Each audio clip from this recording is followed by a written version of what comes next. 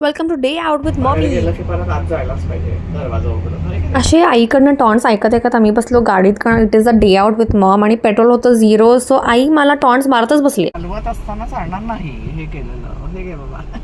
काय म्हणतोस? कितीही मोठे झालो तरी आईकडनं ओरडा हा मिळतोच हे मला आज कळलेलं आहे.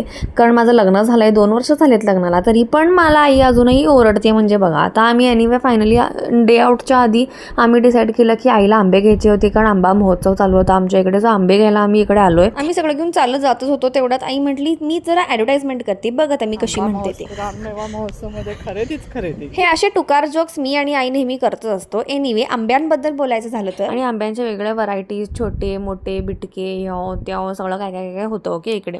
मग फायनली आम्ही आंबे घेऊन तिकडं निघालो आणि त्याच्याबरोबर बाकी राईस ह्यो असलं सगळं पण काहीतरी घेऊन निघाले. आता एवढं काम केल्यानंतर भूक तर लागणारच, म्हणून आम्ही आलो एका रेस्टॉरंटमध्ये. तर तिकडे आम्ही बसलो खायला आणि मग आम्ही शोधतो काय खायचं.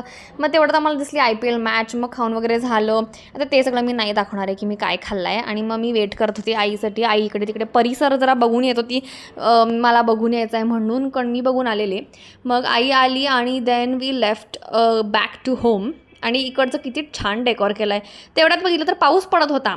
तुम्हाला वाटलं असेल एवढं सगळं बघून दिवस संपला आहे, पण नाही, दिवस अजिबात संपला नाही आहे. अजून अर्धाच दिवस झालेला आहे. कारण ह्याच्यानंतर आम्ही गेलो शॉपिंगला. इमॅजिन, कारण आईने नुकतंच जिम जॉईन केलं होतं, म्हणून आम्ही म्हटलं की चला ठीक आहे, 1 आठवडा झाला आहे तर मग आता चांगले कपडे घालून जिमला जा. असे म्हणजे आधी ती घरचेच कपडे घालून जायची, कारण तिचं असं मानणं होतं की मी जर नवीन कपडे घेतले तर माझं डिस्कंटिन्यू होतं वगैरे. आणि ह्याच्यात मला माझंसुद्धा जिम आउटफिट मिळालेलं आहे, जे माझ्या लेंथला करेक्ट आहे. युजली माझ्या लेंथला चांगलं असं मिळत नाही, सगळे गिड्डे मिळतात. So this is what I got guys. मी तिकडे स्कॉट्स वगैरे करून बघितलेत की कम्फर्टेबल आहे की नाही. Too much information and too much of showing I think, but it was all cute and it was all good. आणि माझं हे फेवरेट जिम आउटफिट झालं. आता मी जेव्हा केव्हा जाते तेव्हा मी हेच घेऊन जाते, म्हणून मी इतकी एक्साइटेड आहे. इकडे बाहेर पडले तर बघितलं रिपरिप पाऊस चालू होता. मला हा एकतर रिपरिप पाऊस अजिबात आवडत नाही. एकतर धो पाऊस पडणे तर अजिबातच पडू नको. हे काय मधले रिपरिप करत बसलेलं असतं, इतकं इरिटेट होतं सांगू तुम्हाला. एनिवे, ह्याच्यानंतर आम्ही गेलो घरी आणि मी पोस्ट केलेला व्हिडिओ हा, तर मी बघत होते किती लाईक्स कमेंट्स जे काय आले, तर मी कमेंट करायला बसलेली. आणि मग मी म्हटलं की मी गेले आणि काही झालं असं होणारच नाही, म्हणून मी खालती परत कारमध्ये काहीतरी विसरले वाटतं, म्हणून मी परत चालले खाली.